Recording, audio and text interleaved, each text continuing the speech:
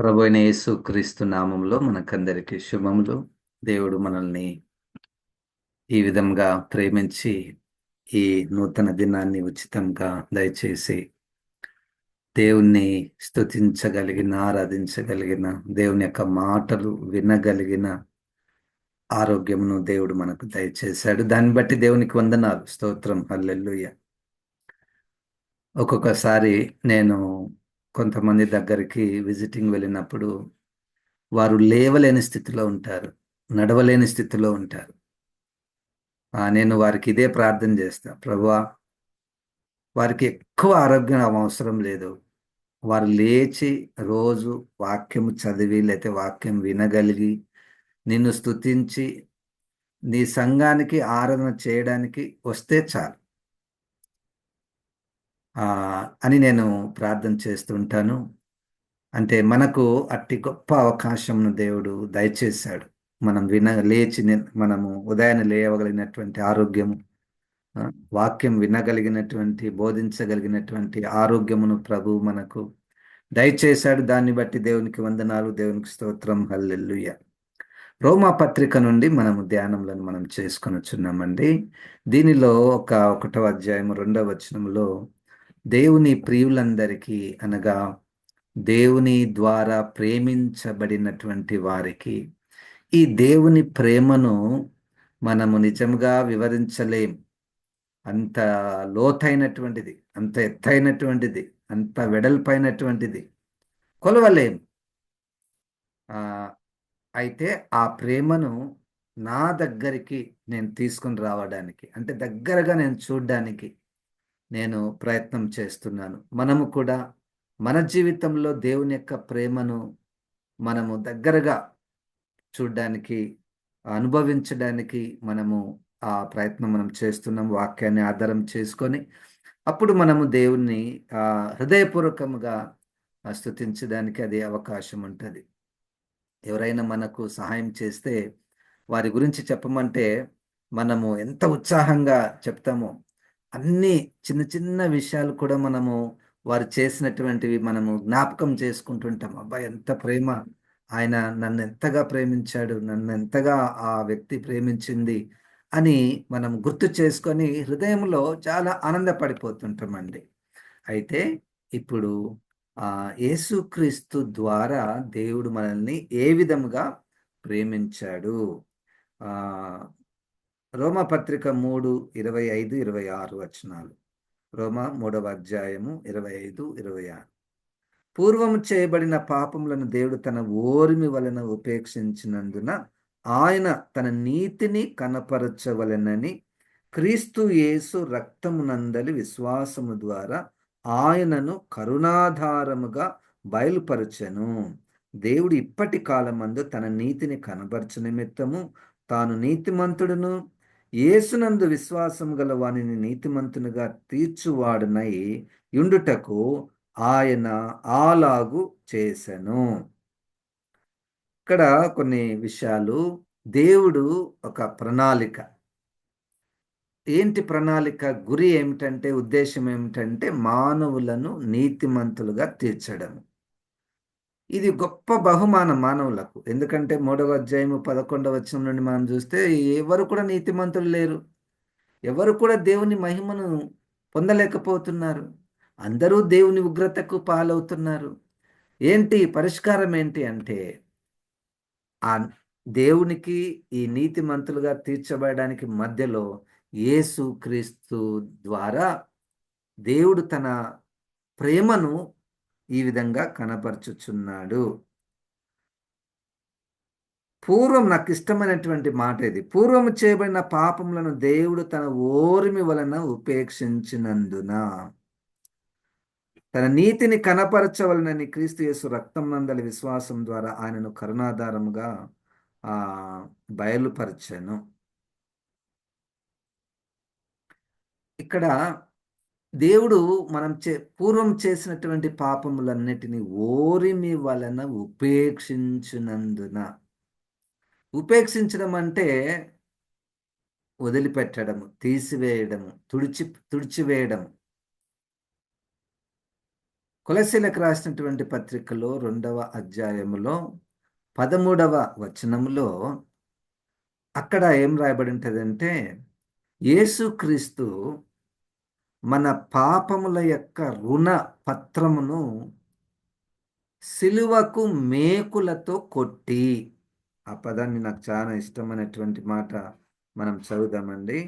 కొలస్సీలకు రాసినటువంటి పత్రిక 2వ అధ్యాయము 13వ వచనంలో, మరియు అపరాధముల వలనను శరీరమందు సున్నతి పొందక ఉండుట వలనను మీరు మృతులై ఉండగా దేవుడు వ్రాతపూర్వకమైన వ్రాతరూపకమైన ఆజ్ఞల వలన మన మీద రుణముగాను మనకు విరోధంగాను నుండిన పత్రమును మేకులతో సిలువకు కొట్టి దాని మీద దాని మీది చేవ్రాతను తుడిచివేసి మనకు అడ్డము లేకుండా దానిని ఎత్తివేసి మన అపరాధములన్నిటినీ క్షమించి ఆయనతో కూడా మిమ్మును జీవింపచేసెను.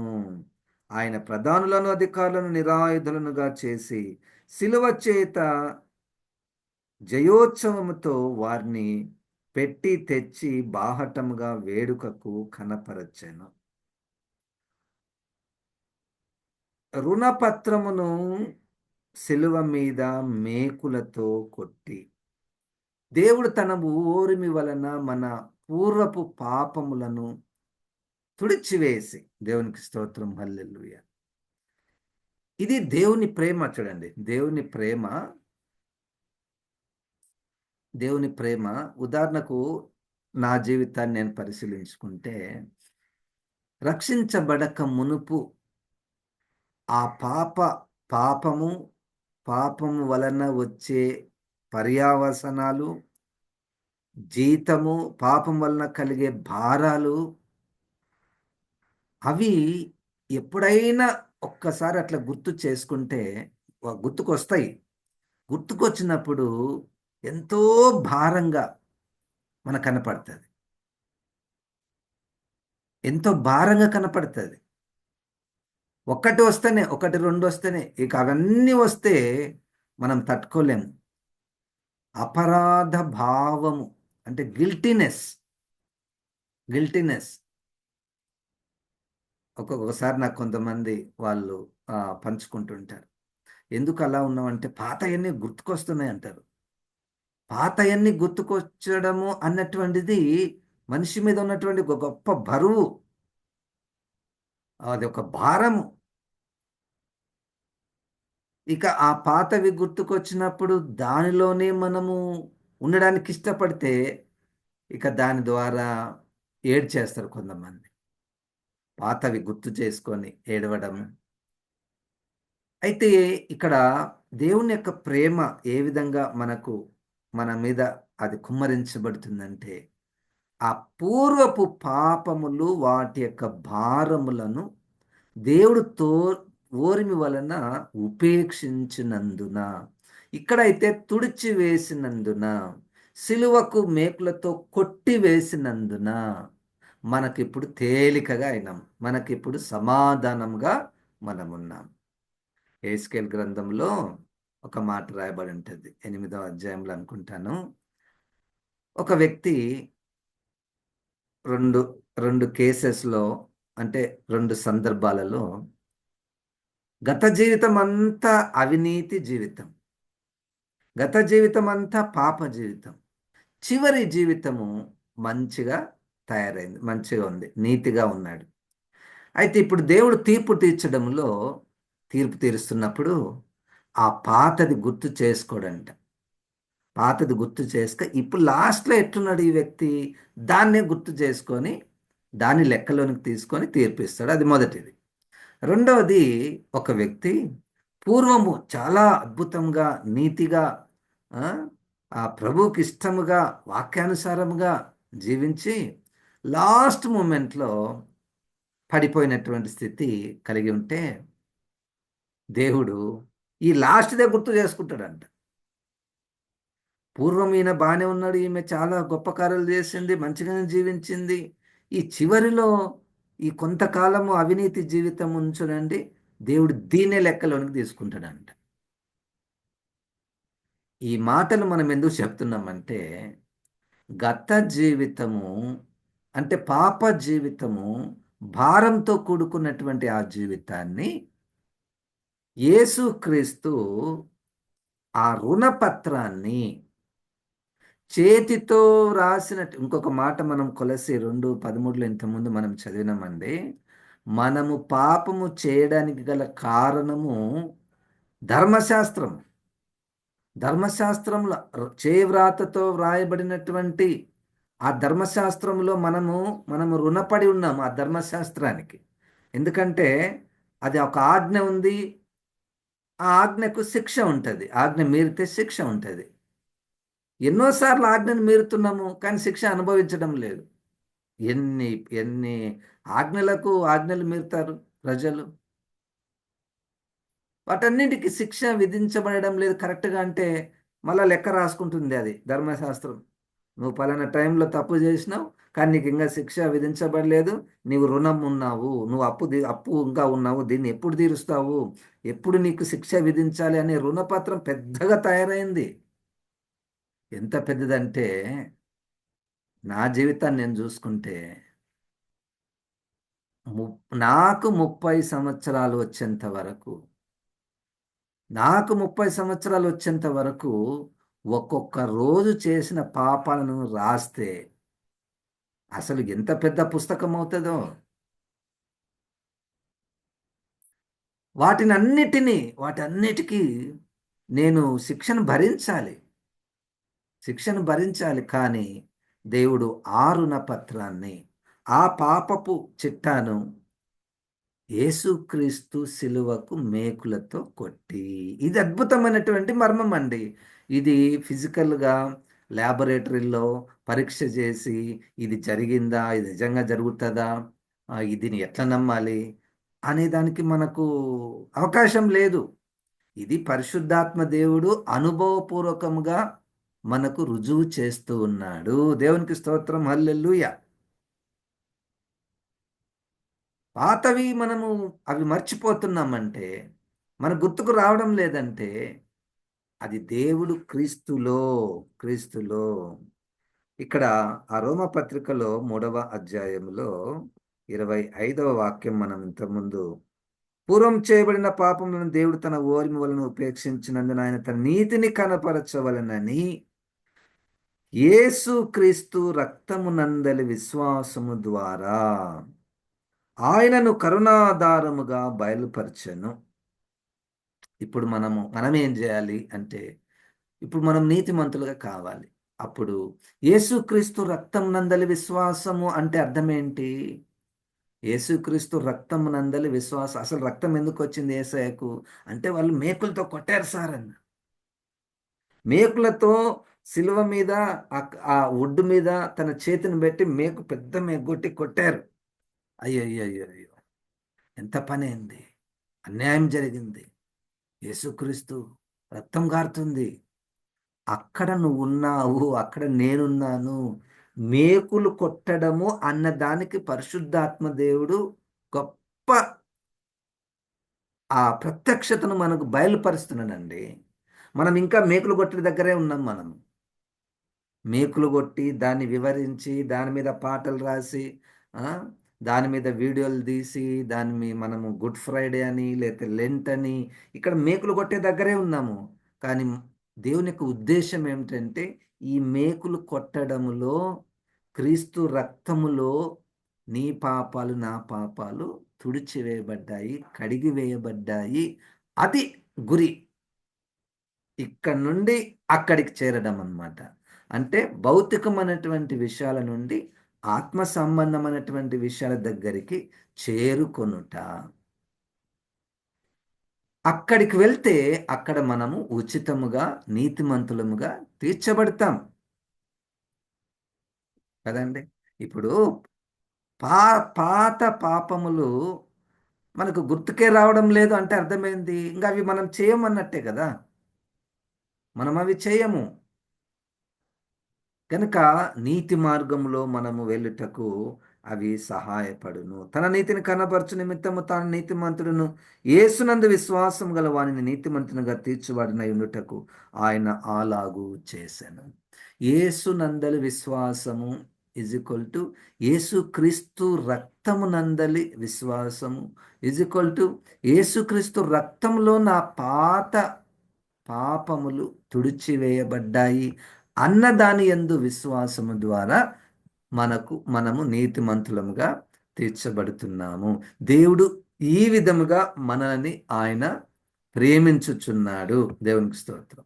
4వ అధ్యాయం 6వ వచనం.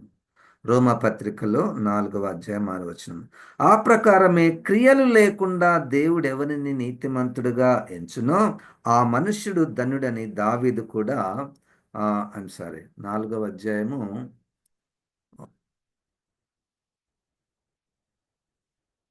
8వ వచనము.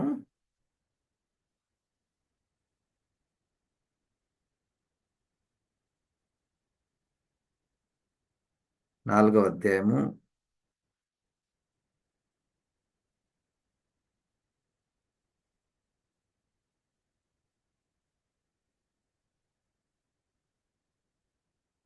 సారీ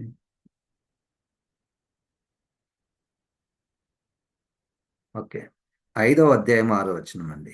5వ అధ్యాయం 6వ వచనం. ఏలైనగా మనం ఇంకా బలహీనులమై ఉండగా క్రీస్తు యుక్త కాలమున భక్తిహీనుల కొరకు చనిపోయెను.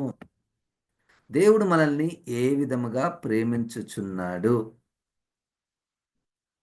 మనం ఇంకా బలహీనులమై ఉండగా క్రీస్తు యుక్త కాలమున మన ఆ, భక్తిహీనుల కొరకు ఆయన చనిపోయెను. ఇక్కడ 2 విషయాలు. దేవుని ప్రేమ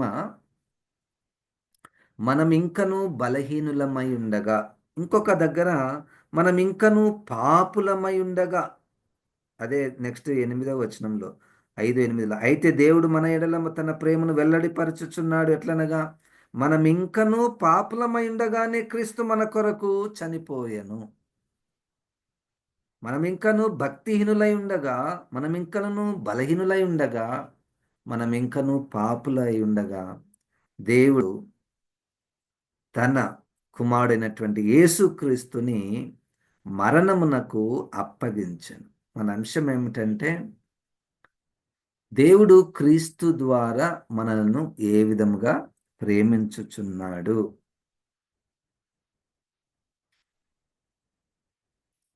అక్కడ ఒక ఉదాహరణ కూడా 7వ వచనంలో నీతిమంతుని కొరకు సైతము ఒకడు చనిపోటరుదు, మంచివాని కొరకు ఎవడైనా ఒకవేళ తెగింపవచ్చును. అయితే దేవుడు మన ఎడల తన ప్రేమను వెల్లడిపరుచున్నాడు ఎట్లనగా మనం ఇంకను పాపులమై ఉండగానే క్రీస్తు మన కొరకు చనిపోయాను. మనము ఈ విధంగా ఆలోచన చేస్తుంటాం. ఒకరికి ఏదైనా చేయాలంటే ఆ వ్యక్తిలో ఏదో ఒక లక్షణం ఉండాలని మనమైతే ఆశిస్తాం. ఎవరికైనా ఏదన్నా సహాయం చేయాలన్నా, లేకపోతే ఒక బహుమానం ఇవ్వాలన్నా, వాళ్ళలో కొన్ని అర్హతలను మనము చూస్తూ ఉంటామండి. అయితే మనం ఇంకా భక్తిహీనులుగా ఉన్నప్పుడు, ఇంకనూ పాపులుగా ఉన్నప్పుడే యేసుక్రీస్తు మన కొరకు ఆహ్, చనిపోయెను. ఇది దేవుని యొక్క ప్రేమ అయ్యున్నది. అంటే దాని ఉద్దేశ్యం ఏందంటే మనలో ఏ మంచితనము లేదు. ఏ మంచితనము లేదు. అందరము కూడా మనము పాపులం. ఆ సమయమందు దేవుడు తన కుమారుణ్ణి మరణానికి అప్పగిస్తున్నాడు. దాని యందు మనం విశ్వాసం ఉంచుట ద్వారా మనము నీతిమంతులముగా తీర్చబడుతున్నాము. దేవునికి స్తోత్రం. హల్లెలూయా. కనుక ప్రియులారా మనము ఈరోజు ఏమి నేర్చుకొనుచున్నామో జాగ్రత్తగా మనము పరిశీలిద్దాము. 4వ అధ్యాయంలో 25వ వచనం కూడా చదువుదామండి. ఆయన మన అపరాధముల నిమిత్తము అప్పగింపబడి మనము నీతిమంతులముగా తీర్చబడుటకై లేపబడెను. ఈరోజు మొత్తానికి మనము కొన్ని మాటలు రిపీట్ అవుతున్నట్లుగా మనకు కనపడుతున్నాయి. కరెక్టే. మొత్తానికి యేసుక్రీస్తు మన పాపముల కొరకు చనిపోయెను. మన పాత పాపములను ఆయన తుడిచివేసెను. ఆయన రక్తం నందలి విశ్వాసం ద్వారా మనము నీతిమంతులముగా తీర్చబడుచున్నాము. ఇవన్నీ ఎట్లుంటాయంటే, విన్నదే వింటున్నట్టు కనపడుతుంది కదా అని అనపడుతుంది. అయితే ఈ విన్నదే విన్నట్టు కనపడేటటువంటి విషయము మనకిష్టమైనటువంటి ఆహార పదార్థం ఏదన్నా ఉందనుకోండి. మనకిష్టమైనటువంటిది.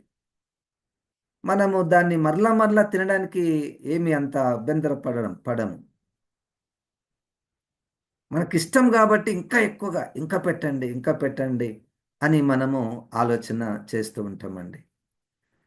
ఆహ్, క్రీస్ నా నిమిత్తము యేసుక్రీస్తు శిలువ మీద వ్రేలాడడము, రక్తం కార్చడము, మరణించడము, ఈ ఈ సబ్జెక్ట్, ఈ విషయము ఎంత చెప్తే అంత నాకు ఇష్టము. ఎన్ని సార్లు చెప్తే అంత నాకిష్టము. ఎందుకు అంటే, ఇది నా జీవితానికి సంబంధించినటువంటిది. రియాలిటీ అది మనకే తెలుస్తుందండి. అదేంటంటే, ఏదైనా ఒక తప్పిదము, ఒక పాపము, వాక్యానికి విరోధమైనటువంటి క్రియ మనం చేస్తే, మనలో ఎంత భారం ఉంటది కదా! అది రియలే గదా! మనల్ని ఎంత అది ఇబ్బంది పెడుతుంటది. నేను తప్పు చేశాను, తప్పు చేశాను, తప్పు చేయకూడదు, అయినా చేశాను అని మనకెంత ఇబ్బంది మనకది తెలుస్తుంది. కానీ ఎప్పుడైతే ఈ మాటలను మనం గుర్తు చేసుకుంటే, గుర్తు చేసుకొని నా పాపములను యేసుక్రీస్తు తన రక్తంలో కడిగి వేస్తున్నాడు. నా పాపములను ఆయన సిలువకు మేకులతో కొట్టాడు. నా రుణపత్రమును ఆయన తుడిచివేశాడు. దేవునికి స్తోత్రం. అప్పుడు దేవుడు మనకు మంచి సమాధాన మనస్సును దయచేస్తున్నాడు. అది కూడా రియలే. అది కూడా రియలే. మనం ధైర్యంగా ఉంటాం అప్పుడు. ధైర్యంగా ఉంటాం. ఒక్కొక్కసారి నేను ఎవరైనా తప్పిదాలు చేస్తున్నప్పుడు వారిని చూస్తే, ఒకప్పుడు ఆ విషయమై నేను చాలా బాధపడేవాడిని. అంటే ఎందుకిట్లా బాధపడడం గాదు. వాళ్ళని చూస్తే అసహించుకునేవాడిని.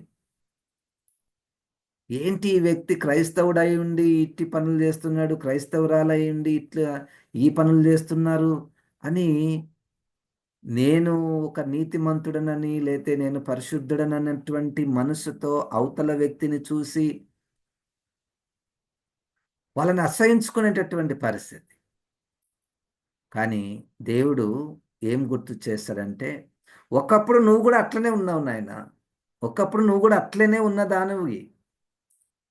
అయితే నేను నిన్ను నా రక్తంలో కడిగి శుద్ధి చేశాను. వారికి కూడా అట్టి అవకాశం ఉంది. అట్టి అవకాశం ఉంది. అప్పుడు దేవుడు నాకు గుర్తు చేశాడనంటే, నువ్వు వాళ్ళ కొరకు ప్రార్థన జెయి. యేసు వాళ్ళ పాపములు యేసు రక్తంలో కడగబడును గాక. హల్లెలూయా! వారు నీతిమంతులుగా అవుతారు. వారికి సమాధానం ఇస్తాడు. ఆ! వారి పాపములన్నిటినీ తుడిచివేస్తాడు. మనం లోపల అనుకుంటాం, అబ్బా! ఇంత పాపం చేస్తున్నారు. ఎప్పుడో ఒకసారి దేవుడు వాళ్ళని శిక్షిస్తాడు. ఆ పాపములు ఊరికే పోవు. ఆ పాపములు ఊరికే పోవు. ఆ పాపములకు వానికి శాపమొస్తది అన్న మనస్సు వాక్యానుసారంగా కరెక్ట్ కాదు. అవతల వ్యక్తి ఎన్ని పాపములు చేస్తున్నా, ఆ పాపములన్నిటినీ, ఆ రుణపత్రంనంతటిని ఒక్క దినమున పరిశుద్ధాత్మ దేవుడు తన పాపములను ఒప్పింప చేసిన దినమున వాటినన్నిటిని ఇట్లా తుడిచివేస్తాడు. తుడిచివేస్తాడు. గనక ఎవరి మీద కూడా మనము ఆహ్, వారి మీద అసహ్యమైనటువంటి మనసు పెట్టుకోనవసరం లేదు. ఎందుకంటే నా పాపమును తుడిచివేసినటువంటి వాడు వారి పాపమును కూడా తుడిచివేస్తాడు. నన్ను నీతిమంతునిగా చేసినటువంటి వాడు వారిని కూడా నీతిమంతులుగా చేస్తాడు. కదండీ! దేవుని యొక్క ప్రేమ ఇంపార్షియల్ కదండి, పక్షపాతము లేదు. నన్ను ప్రేమిస్తున్నాడు, వారిని ప్రేమిస్తున్నాడు. నా కొరకు సిలువల రక్తం కార్చాడు, వారి కొరకు కూడా సిలువల రక్తం కార్చాడు. ఆ బలహీనులను ఉన్నప్పుడే, భక్తిహీనులుగా ఉన్నప్పుడే, పాపులుగా ఉన్నప్పుడే ఆయన రక్తము అనునిత్యము ప్రవహించుచున్నది, సజీవమైనటువంటి దేవుని యొక్క ప్రేమ ఇంత బలముగా ఒక్కొక్క వ్యక్తిలో పనిచేస్తుందండి. అది పాయింట్. బట్టలు ఇచ్చాడు, ఇల్లు ఇచ్చాడు, నాకు ఉద్యోగం ఇచ్చాడు, దేవుడు నన్ను బాగా ప్రేమించాడు, ఉన్నాయి. అదంతా 1%. అదంతా ఎల్కేజీ లాంగ్వేజ్. 99%, 99%లో మనం చెప్పుకోవాల్సినటువంటి దేవుని ప్రేమ ఏంటంటే, నా పాపములన్నీ తుడిచివేశాడు సార్. అది మనం చెప్పుకోవాల్సినటువంటివి. అది కృతజ్ఞత కూడికలు చెప్పాల్సినటువంటివి. నాకు ఇల్లు ఇచ్చాడు, ఇల్లు ఇచ్చాడు, కరెక్టే. కృతజ్ఞత కరెక్టే. 1% అది 1% అండి. మనం దాన్నే 99% చేస్తున్నాము.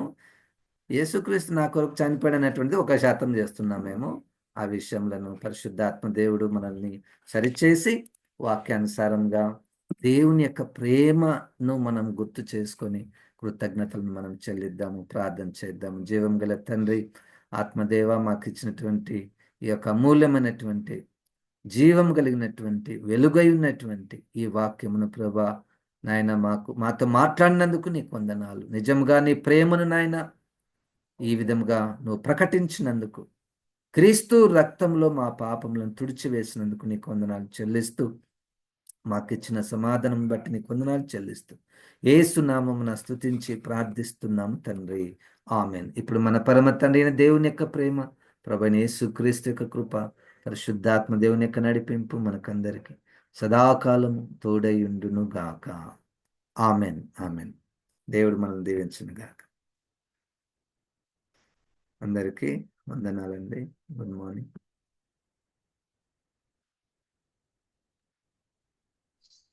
వందనాలు పాస్టర్ గారు, అందరికీ వందనాలు. వందనాలు. అందరికి వందనాలమ్మా, ప్రతి ఒక్కరికి వందనాలు. పాస్టర్ గారు, పాస్టర్ గారికి అందరికి వందనాలు. వందనాలు గారు, వందనాలు పాస్టర్ జీ. అందరికి వందనాలు. వందనాలు పాస్టర్ గారు. Good morning. వందనాలు. వందనాలు. వందనాలు Nirmalamma, thank you so much. వందనాలు సుశీలమ్మ గారు, వందనాలు. అనికమ్మ, వందనాలు. అరుణ, భారతమ్మ, డోర్టీ సిస్టర్, సిస్టర్ వందనాలు. జయశ్రీ సిస్టర్ వందనాలమ్మా.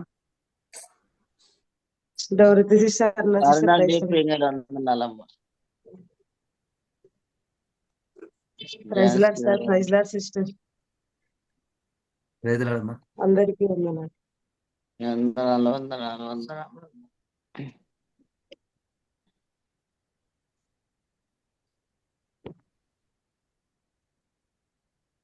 క్లోజ్ చేస్తున్నాను.